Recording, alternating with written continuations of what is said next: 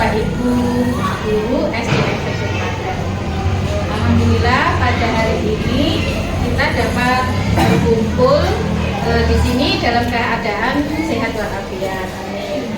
Nah, pada hari ini saya mengucapkan banyak-banyak terima kasih kepada Bapak Ibu guru semua karena di sini saya akan menyebarkan pemahaman dan pengalaman penerapan budaya positif sebagai pemenuhan tugas aksi nyata modul 1.4 budaya positif. Di sini konsep utama budaya positif yang pertama yaitu perubahan paradigma pembelajaran, disiplin positif, kebutuhan dasar manusia, motivasi perilaku manusia, posisi kontrol guru, keyakinan kelas, dan segitiga restitusi. Yang pertama, pembelajaran dengan paradigma baru. Di sini pembelajaran yang berorientasi pada penguatan kompetensi dan pengembangan karakter yang sesuai dengan dimensi profil pelajar Pancasila. Seperti yang kita ketahui, kalau dimensi profil pelajar Pancasila ada berapa Bapak Ibu? Ada 6, yaitu beriman dan bertakwa kepada Tuhan Yang Maha Esa dan berakhlak mulia, berkebinekaan global, bergotong royong, kreatif, bernalar kritis, dan mandiri. Selanjutnya, disiplin positif. Disiplin positif adalah pendekatan dalam mendidik dan membimbing seseorang, terutama anak-anak, yang bertujuan untuk membangun karakter positif tanpa menggunakan hukuman fisik atau verbal. Nah, sebagai pendidik, tujuan kita menciptakan anak-anak yang memiliki disiplin diri sehingga mereka bisa berperilaku dengan mengacu pada nilai kebijakan universal dan memiliki motivasi intrinsik bukan ekstrinsik. Di sini motivasi intrinsik itu berasal dari kesadaran anak didik kita. Kalau ekstrinsik, ya berarti anak itu melakukan sesuatu dengan adanya hadiah, cokokan, ancaman, ataupun hukuman. Jadi kalau motivasi ekstrinsik itu anak didik kita melakukan sesuatu karena takut dihukum. Yang kedua karena mendapatkan hadiah, itu motivasi ekstrinsik. Kalau intrinsik itu kesadaran dari dirinya sendiri.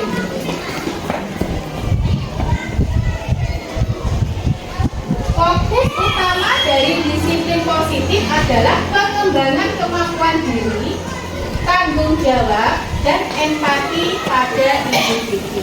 Di sini saya memberikan contohnya yang pertama, misalnya kalau ada anak yang tidak mau makan sayur, biasanya kan kita kalau tidak mau makan sayur jangan main. Jadi di situ ada kata jangan. Jadi lebih baik ayo kita coba sedikit sayur ini, kalau kamu tidak suka nanti kita coba lagi besok. Jadi setiap hari sedikit demi sedikit, nanti lama-lama anak akan terbiasa. Kemudian yang selanjutnya, kalau dapat nilai bagus nanti ibu belikan mainan. Nah, jadi kan di situ anak mendapatkan nilai bagus hanya untuk mendapatkan hadiah, berarti ekstrinsik nih.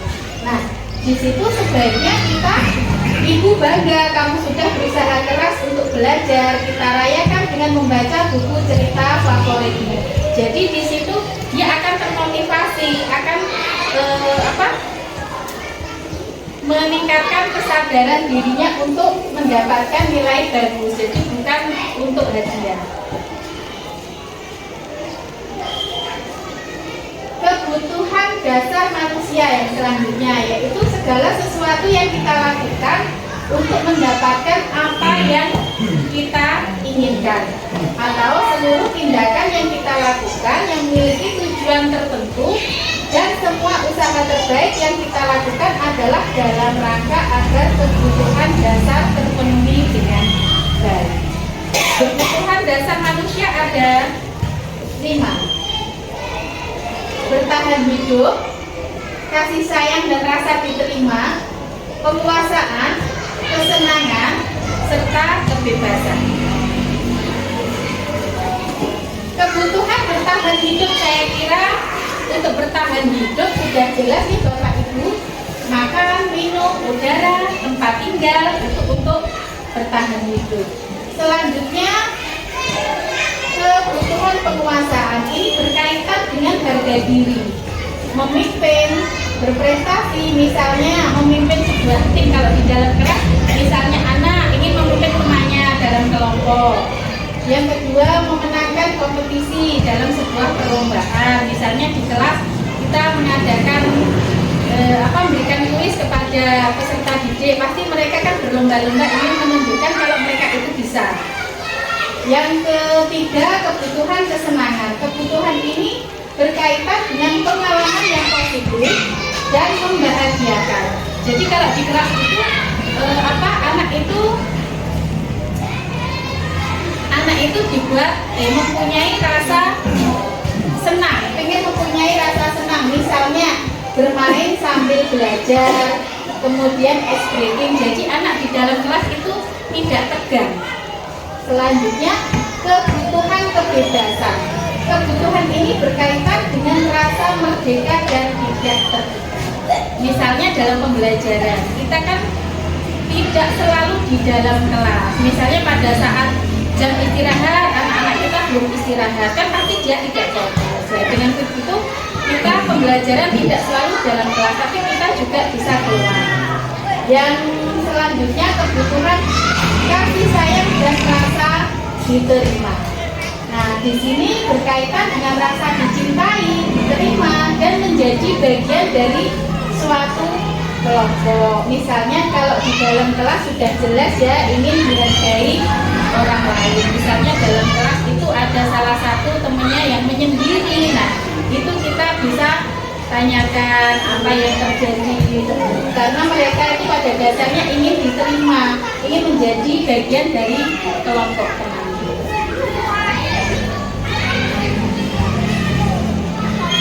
Selanjutnya, motivasi perilaku manusia merupakan dorongan yang timbul pada diri seseorang secara sadar atau tidak sadar untuk melakukan suatu tindakan dengan tujuan tertentu. Nah, di sini ada dua motivasi, intrinsik dan ekstrinsik. Motivasi intrinsik itu berdasarkan kesadaran pada diri sendiri. Yang motivasi ekstrinsik tadi melakukan sesuatu itu karena yang pertama takut dihukum, yang kedua karena ingin mendapatkan imbalan atau ujian juga bisa.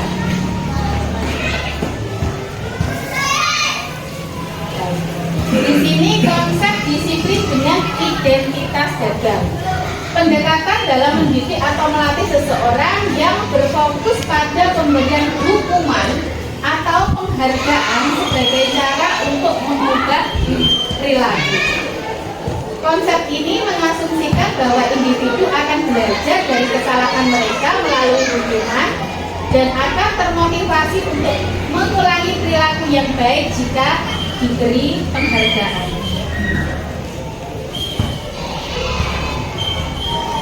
Nah, di sini contoh yang hukuman sebagai bentuk hukuman fisik atau psikologis yang bertujuan untuk membuat individu merasa tidak nyaman atau malu atas tindakannya yang telah dilakukan. Tujuannya memberikan efek jera agar individu tidak mengulangi kesalahan yang sama di masa depan.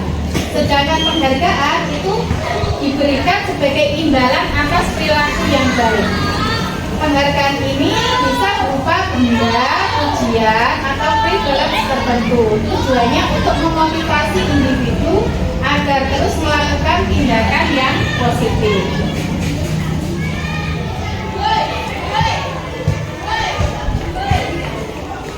Baik, ini contohnya.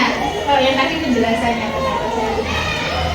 Contohnya, seorang anak yang nakal dihukum dengan cara dipukul atau tidak boleh menonton televisi. Sedangkan penghargaan, seorang anak yang rajin belajar diberi hadiah mainan. Jadi di sini kalau anak dipukul, kekerasan fisik beda. Anak itu nanti kan akan takut. Jadinya kan dia akan takut kemudian melakukan sesuatu itu karena dia takut dipukul tadi, bukan karena kesadaran dirinya sendiri. Sedangkan yang penghargaan kan dia diberi hadiah mainan ya. Jadi anak tersebut itu melakukan sesuatu hanya karena ini hadiahnya, bukan motivasi dari diri. Selanjutnya, konsep disiplin dengan identitas sukses. Ini mengacu pada suatu pendekatan dalam mendidik dan membimbing seseorang, terutama anak-anak yang bertujuan untuk membangun karakter positif dan rasa tanggung jawab yang kuat. Perbedaannya antara di sini ada konsekuensi dan restitusi. Kalau konsekuensi itu hasil alami atau logis dari suatu tindakan. Ini berbeda dengan hukuman yang seringkali bersifat sewenang-wenang. Konsekuensi mengajarkan individu bahwa setiap tindakan memiliki akibat, baik positif maupun negatif. Contohnya, anak tidak mengerjakan PR. Konsekuensinya, anak tersebut tidak diperbolehkan mengikuti kegiatan yang dia sukai hingga PR selesai. Jadi harus mengerjakan PR-nya dulu. Tujuannya apa? Membantu anak memahami pentingnya tanggung jawab dan menyelesaikan tugas. Sedangkan restitusi ini proses perbaikan kesalahan yang telah dilakukan. Ini melibatkan tindakan aktif untuk mengembalikan situasi ke kondisi semula atau bahkan membuat lebih baik. Restitusi mengajarkan individu untuk bertanggung jawab atas tindakan mereka dan memberikan kesempatan untuk belajar dari kesalahan. Contohnya, seorang anak merusak mainan temannya. Restitusinya, anak tersebut harus meminta maaf kepada temannya dan menawarkan untuk memperbaiki mainan tersebut. Tujuannya apa? Untuk membantu anak memahami pentingnya empati, tanggung jawab, dan keadilan.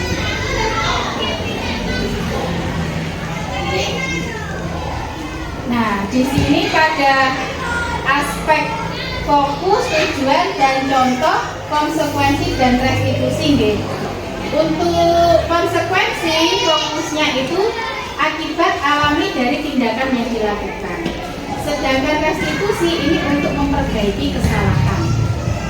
Sedangkan tujuannya mengajarkan tanggung jawab untuk konsekuensi, sedangkan restitusi itu membangun karakter yang positif. Untuk contohnya, yang konsekuensi tidak boleh menonton TV karena tidak merapikan kamar. Jadi anak punya tanggung jawab untuk merapikan kamar baru menonton televisi. Kemudian untuk restitusi, membantu membersihkan ruangan yang kotor, ini contohnya.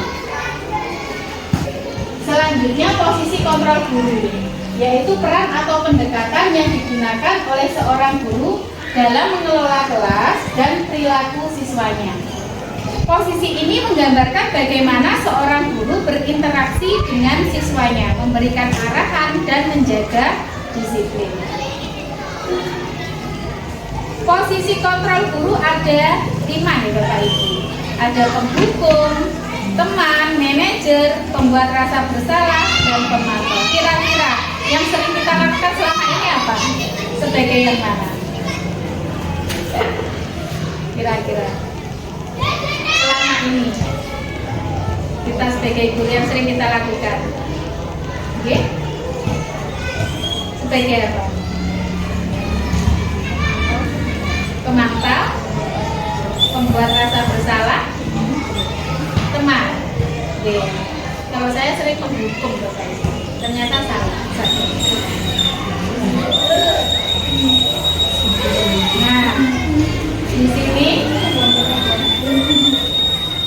ini contoh penerapan 5 posisi kontrol guru pada kasus siswa yang selalu datang terlambat. Apabila guru menjadi penghukum, itu seperti ini. Bagaimana bisa kamu selalu terlambat? Ini sudah kesekian kalinya kamu berdiri di sudut kelas sekarang. Jadi anak diberi hukuman. Kemudian sebagai teman, itu biasanya kita memposisikan diri sebagai teman.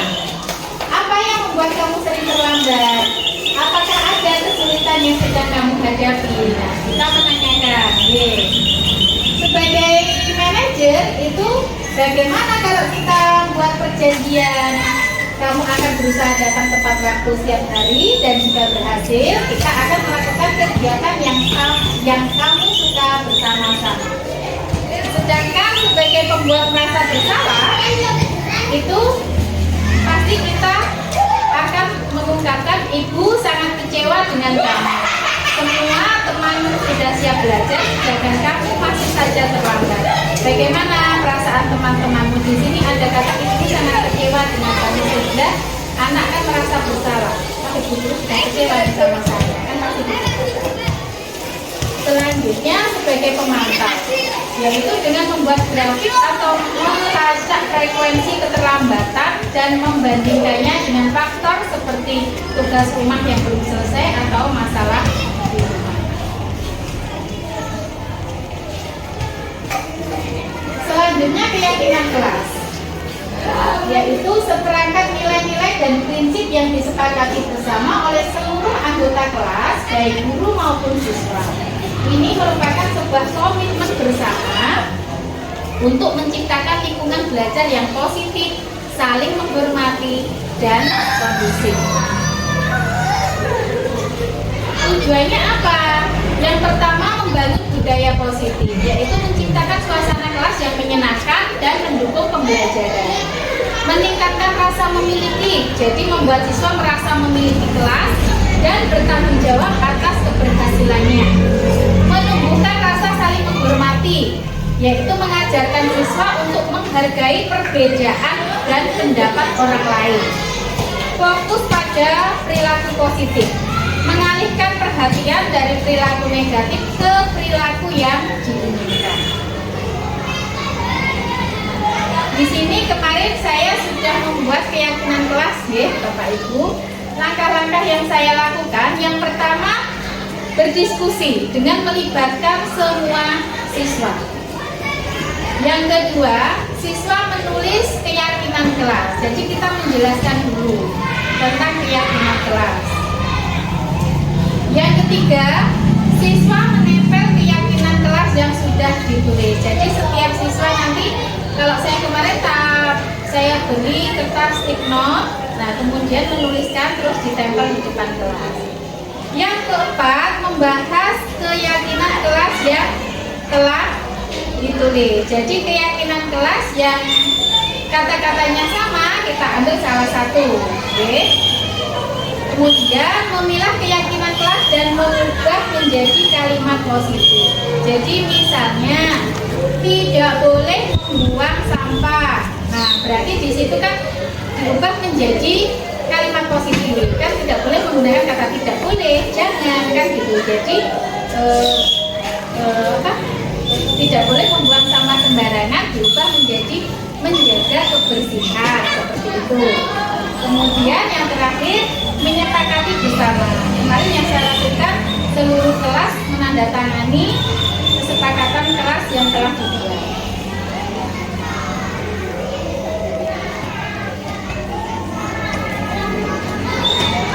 Selanjutnya, segitiga restitusi, yaitu sebuah model dalam disiplin positif yang digunakan untuk membantu individu, terutama anak-anak, untuk memahami konsekuensi dari tindakan mereka, memperbaiki kesalahan, dan berkomitmen untuk berperilaku lebih baik di masa depan. Segitiga restitusi di sini ada 3 tahapan, Bu. Yang pertama, menstabilkan identitas, kemudian validasi tindakan yang salah, dan menanyakan keyakinan.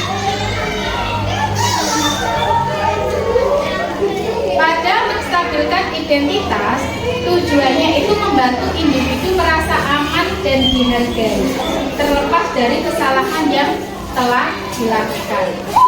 Contohnya di sini contoh kalimat deh Bapak Ibu, pada menstabilkan identitas, yaitu berbuat salah itu wajar, semua orang pernah melakukan kesalahan, atau tidak apa-apa kalau kamu merasa sedih atau marah, itu perasaan yang wajar. Nah, di sini berbuat salah itu wajar, seperti ini misalnya ada anak melakukan kesalahan, kita memposisikan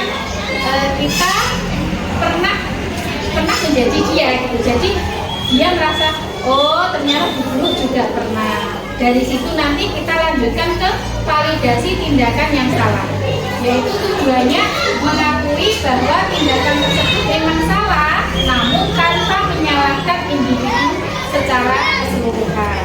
Contoh kalimatnya, aku mengerti kamu merasa kesal, tapi memukul teman itu tidak bisa dibenarkan. Jadi kita memahami, tapi kita tidak membenarkan juga.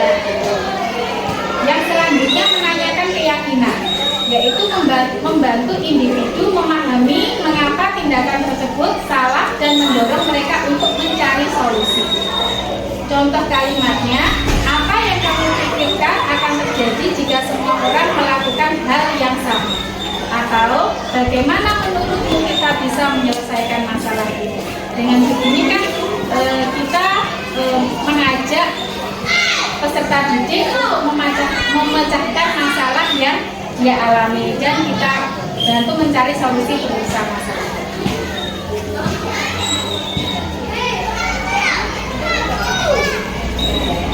Di sini ada contoh kasus ya. Ini contoh kasus. Seorang anak bernama Adi mengambil pensil milik temannya tanpa izin. Nah, di sini menyelesaikan masalahnya dengan menggunakan penerapan segitiga restitusi.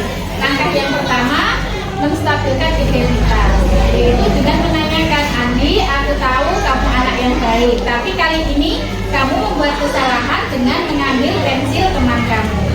Langkah kedua, validasi tindakan yang salah, yaitu mengambil barang milik orang lain tanpa izin itu tidak boleh ya, temanmu pasti merasa sedih pensilnya diambil. Kemudian selanjutnya langkah ketiga, menanyakan keyakinan. Bagaimana kalau kamu coba minta maaf sama temanmu dan kembalikan pensilnya? Kamu juga bisa ajak dia main bareng untuk memperbaiki hubungan kalian. Jadi di sini antar teman dia itu tidak enak hati gitu loh. Yang temannya yang satu tidak akan memaafkan. Nah, di sini kemarin Bapak Ibu saya menerapkan segitiga restitusi pada kasus murid saya.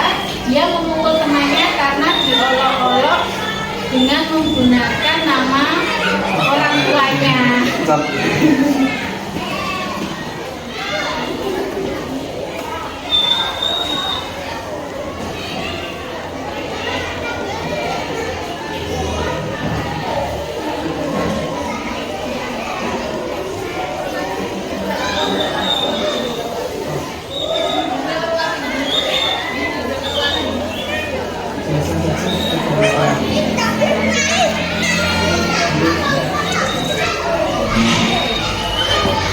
Nah, di sini tabel perbandingan antara disiplin positif, hukuman, konsekuensi, keyakinan kelas, dan restitusi. Nah, disiplin positif ini fokus ke membangun karakter, sedangkan hukuman menghentikan perilaku negatif, konsekuensi menghentikan tindakan dengan akibat, keyakinan kelas menciptakan lingkungan yang positif, restitusi memperbaiki kerusakan. Untuk metode disiplin positif, pilihan atau bahasa positif, hukuman emosional, sedangkan hukuman fisik atau verbal, konsekuensi, akibat logis, keyakinan kelas, aturan bersama, restitusi memperbaiki atau mengganti. Sedangkan pada tujuan, disiplin positif bertujuan belajar dari kesalahan, sedangkan hukuman itu menakutkan, menakut-nakuti gitu. Konsekuensi itu memahami hubungan sebab akibat, keyakinan kelas, kerjasama saling mengerti, restitusi, tanggung jawab dan empati. Contoh disiplin positif di sini diskusi, pemecahan masalah, hukuman berupa memukul, berteriak, konsekuensi kehilangan tugas, keyakinan kelas berupa aturan kelas, restitusi, membersihkan atau mengganti. Kapan kita menggunakannya dan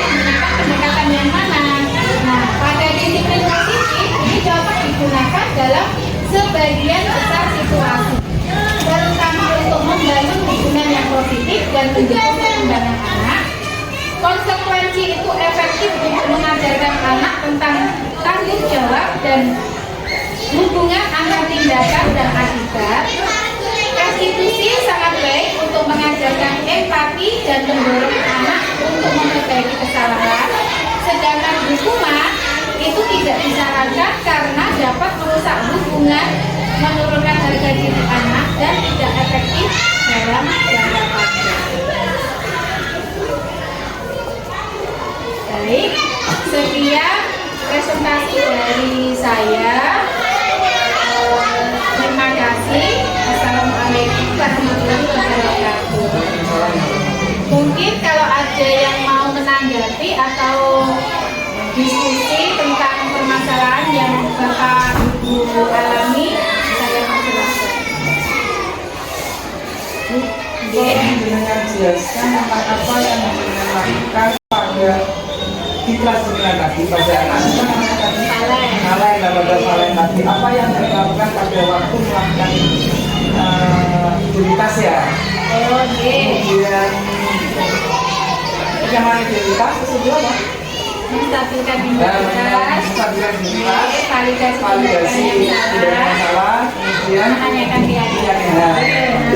Pada saat itu di kelas saya itu kan ada yang mengadu, ada yang bertengkar. Nah, kemudian saya panggil anaknya. Nah, kemudian saya tanya, di sini pada menstabilkan identitas saya tanya, tadi apa yang terjadi? Dia bercerita kalau saya diolok-olok itu sama si B gitu. Kemudian saya tanyakan, si B diapakan? Kemudian si B ternyata dipukul. Nah, saya tanya, misalnya kamu yang dipukul, sakit tidak? Dia bilang sakit. Nah, berarti perbuatan itu boleh apa tidak? Tidak boleh. Baik, tidak. Di situ pada pertanyaan yang tidak boleh dilakukan tadi masuk ke validasi tindakan yang salah karena tidak boleh dilakukan. Selanjutnya pada menanyakan keyakinan, saya tanyakan lagi. Nah, sesuai tidak dengan keyakinan yang telah dibuat?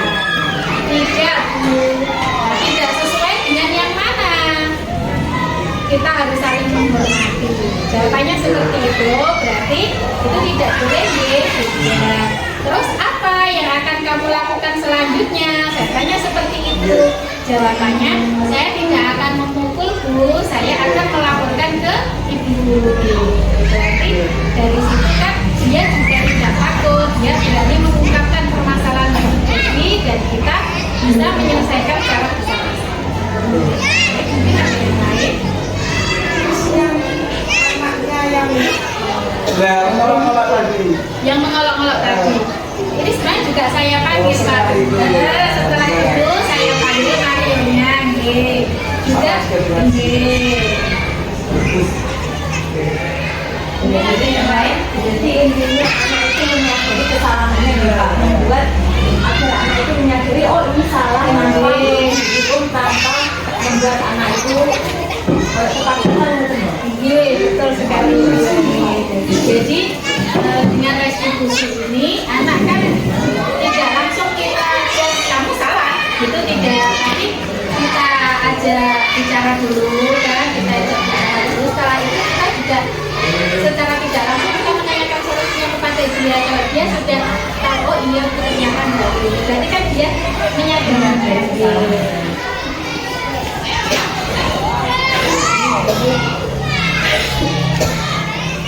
Mungkin ada lagi Yang anak-anak tanda tangan keyakinan kelas tadi sudah dibuatkan relik kan baca gimana sampun Pak sudah nggih. Jadi tanda tangan itu saya buat di kertas kecil Bapak Ibu nggih. Kemudian tanda tangan itu saya tempelkan di bawah keyakinan kelas yang sudah disepakati.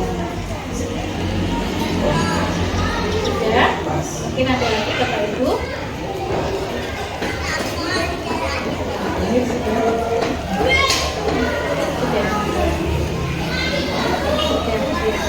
Baik, terima kasih Bapak Ibu atas waktunya. Untuk kurang lebihnya saya mohon maaf.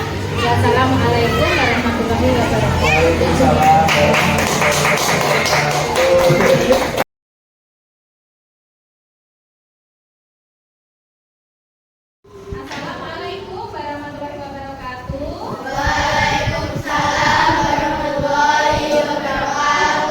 Bagaimana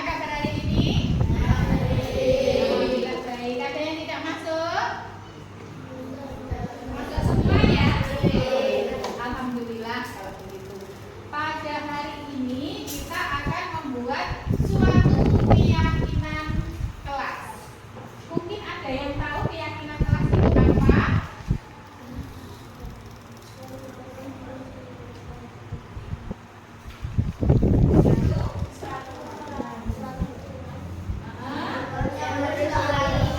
Suatu peraturan yang harus ditaati, boleh. Tapi di sini peraturan beda ya dengan keyakinan.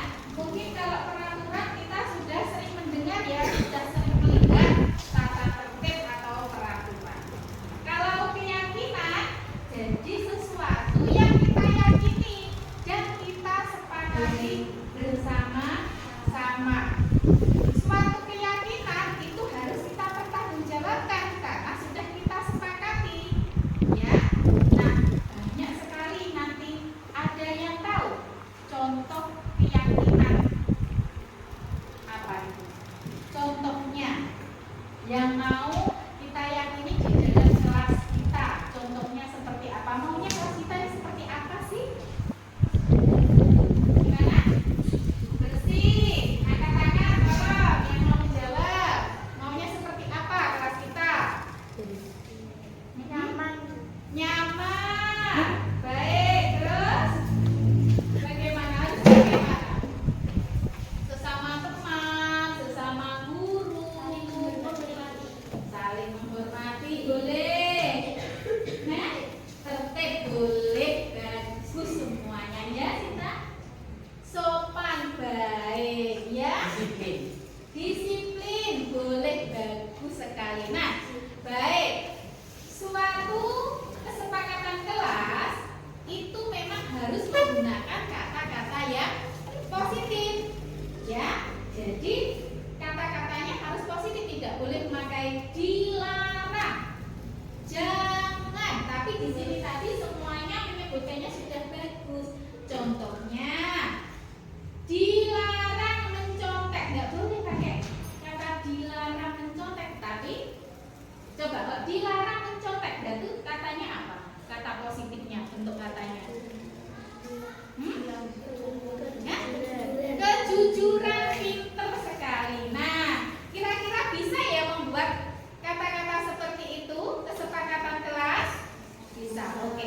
Ibu akan membagikan sebuah apa ini? Sticky note. Nah, silahkan diisi, kemudian nanti ditempel di bawahnya sini dulu ya, Bu. Kenapa kok nggak di atas? Nah, nanti kata-kata yang sama kita ambil salah satu untuk kita sepakati. Bisa, anak? Baik. Oke, silakan langsung diisi.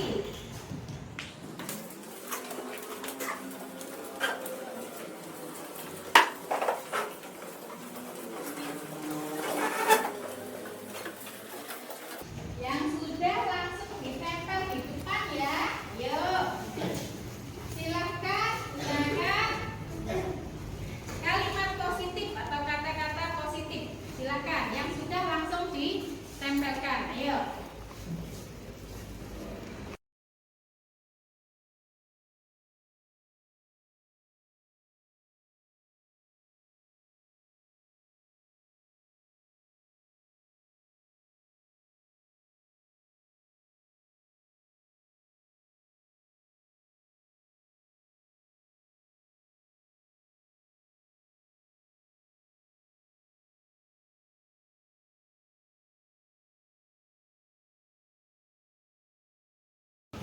Baik, keyakinan kelas yang kalian mau sudah tertulis ya. Nanti yang sama kita ambil salah satu ya. Baik, ini ada melaksanakan piket kelas. Berarti masuknya kemana? Melaksanakan piket kelas. Hah?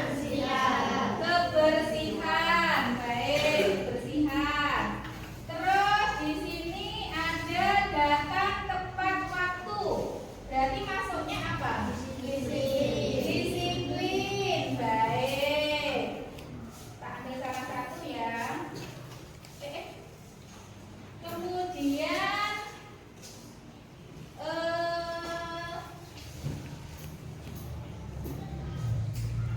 dilarang bertengkar. Berarti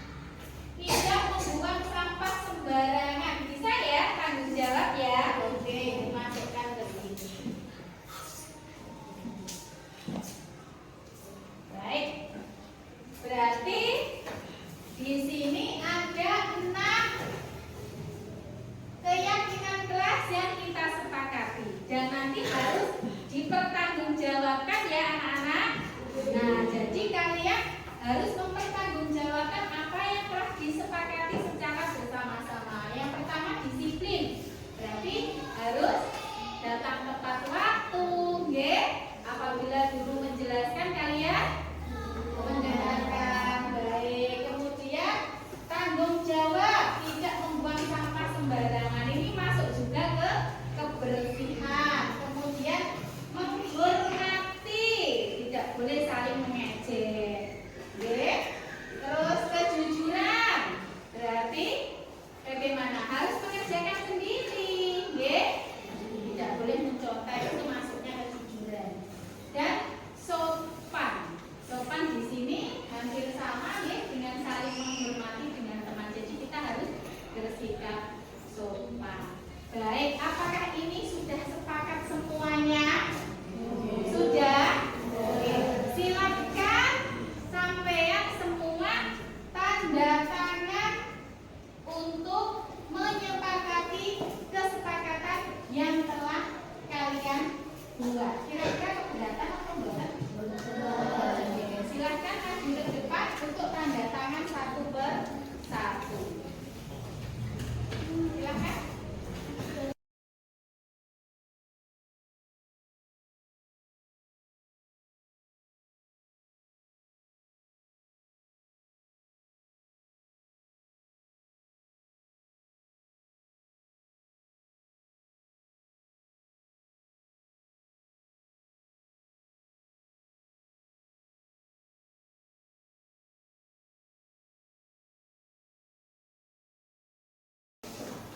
Baik anak-anak, ini adalah kesepakatan kelas yang sudah kita sepakati bersama-sama ya, menjadi keyakinan kelas. Baik, semoga kita bisa melakukannya dan melaksanakannya dengan penuh tanggung jawab. Dan juga tolong nanti diingatkan bagi teman-teman yang sudah melanggar, misalnya kan kemarin kita sudah sepakat ya. Baik, terima kasih. Assalamualaikum warahmatullahi wabarakatuh. Waalaikumsalam warahmatullahi wabarakatuh.